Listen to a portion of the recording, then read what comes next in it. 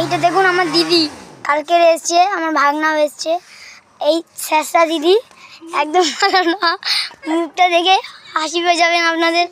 দেখুন দেখুন দেখুন দেখুন, এই আমাদের সেই কাঁচা বেগুন কই গেল না, এটা তো উচ্ছে বেগুন, এই যে কাঁচা বেগুন। এই আবার এসছে শেষরা, আয় আয় আয় আয় তুই আয় আয় আয় আয় আয় আয় তুই আয়। দেখুন গাইস, এ বিশাল বদমাশ আছে, এর সাথে কেউ কথা বলবে না, বিশেষ করে সবাইকে মারে, বিশেষ একে যেখানে পাবে সেখানে ধরে ওকে কেলাবে। এ পাগল ছেলে, এ পাগল মেয়ে, হাতে দেখছিস তো ডান্ডা করে দেবে ঠান্ডা।